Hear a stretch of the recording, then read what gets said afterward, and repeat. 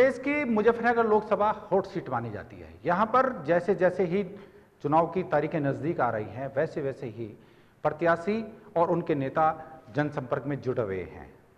छोटे चौधरी की पुत्रवधू चारू चौधरी ने आज जाट कॉलोनी में जनसंपर्क किया और वहाँ पर एक नुक्कड़ सभा को भी संबोधित किया। कहने को तो ये नुक्कड़ सभा थी, लेकिन भीड़ को देखकर लग रहा था कि ये एक अच्छी खासी सभा हो गई। इस भीड़ को देख करके छोटे चौधरी और चारू चौधरी गदगद हो गए। सोमवार को गठबंधन प्रत्याशी रालोद सुप्रीमो चौधरी अजीत सिंह के समर्थन में जाट कॉलोनी में एक चुनावी सभा का आयोजन हुआ। चौधरी अजीत सिंह की मौजूदगी में उनकी पुत्रवधू चारू चौधरी ने सभा को संबोधित किया।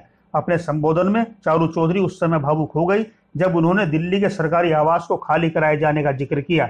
चारू ने लोगों से चौधरी अजीत सिंह को भारी मतों से विजयी बनाने का आह्वान किया।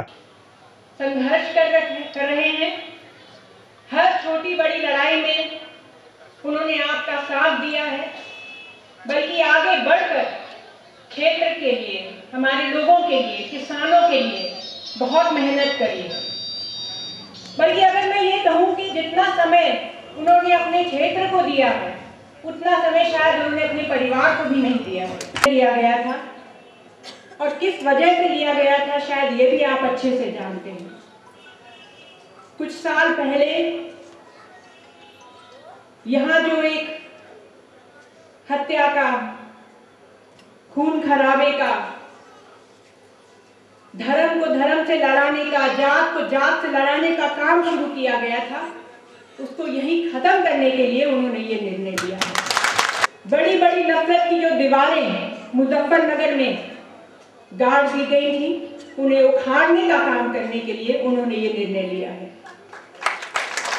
पूरा भरोसा है मुझे कि आप उनके इस निर्णय को स्वीकारेंगे, पूरी तरह से उनका समर्थन भी करेंगे।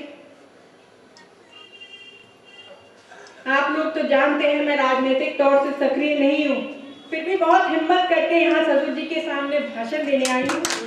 चौधरी साहब ने इतने विस्तार से अपने भाषण में भी बताया है कि वो किन मुद्दों को लेकर चुनाव में उतरे हैं। भाईचारा की बात है, केंद्र सरकार की नाकामियों की बात है, लोगों के मन में जो नाराजगियां हैं उनको लेकर आए हैं। और इस पर्टिकुलर क्षेत्र में अगर देखें तो गन्ना बहुत बड़ा मुद्दा है, उसका बकाया बाकी है। और सबसे बड़ी बात यहाँ पे जो गुंडागर्दी का एक माहौल सा चल रहा है, उसको हटा के शांति का माहौल लाने की बात है। सभा को संबोधित करते हुए चौधरी अजीत सिंह ने भाजपा के घोषणा पत्र को झूठ का पुलिंदा बताया। ग्रामीण जीवन के और किसानों की लड़ाई में लोकदल हमेशा आगे रहा है, बल्कि और कोई पार्टी वो मुद्दे उठाती ही नहीं है, इसलिए उसको मुझे बताने की जरूरत नहीं है। दूसरी बात, मैं जानता हूँ ये शहर में रहते हैं आप सब लोग, लेकिन कहीं ना कहीं आपका मन खेती में लगता है, बिना जमीन के आपको चैन नहीं आता। शहर में रहते हुए भी आप अपने को किसान ही मानते हैं। मोदी जी ने क्या किया है इसके बारे में मेरे भाषण आप लोगों ने सब जगह भी सुने होंगे।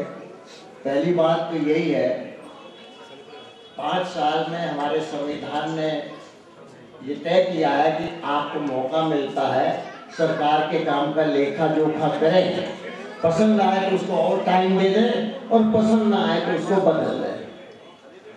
लेकिन ये सरकार जिस रास्ते पे चल रही है, जो अमित शाह जी कहते हैं कि अगर हम ये चुनाव जीत गए तो 50 साल मोदी राज करेंगे, वो प्रजातंत्र में ऐसा नहीं हो सकता। साक्षी महाराज तो खुल के कह रहे हैं कि ये आखिरी चुनाव है, इसके बाद चुनाव होने वाला नहीं है।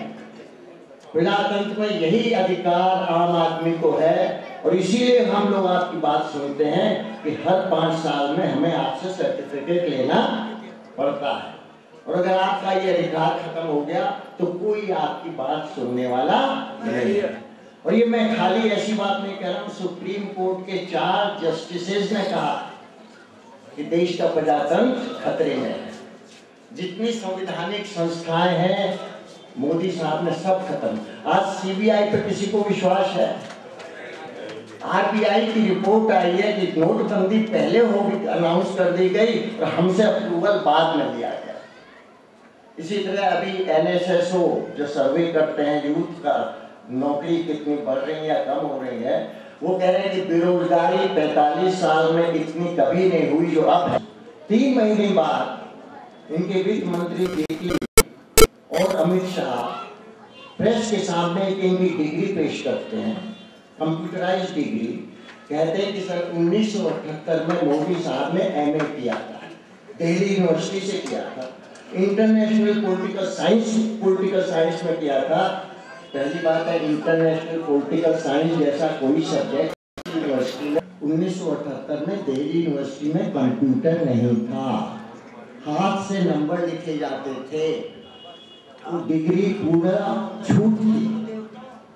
दिल्ली मिनिस्ट्री में एक मिनिस्टर ने एफिडेविट में अपनी डिग्री दी थी, वो झूठी साबित हुई, उसे मिनिस्ट्री से निकाल दिया गया और उसे जेल भी जाना पड़ा।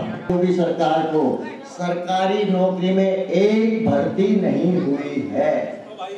प्रार्थना पत्र लिया जाता है, फीस ली जाती है, एग्जामिनेशन होता है, इंटरव्यू होता है, अपॉइंटमेंट लेटर नहीं दिया जाता। कहीं हाई कोर्ट रोक देता है, कहीं लीकेज हो जाती है, कहीं फिर से एग्जाम होना है, लेकिन कोई भर्ती इन्होंने 5 साल में नहीं की है।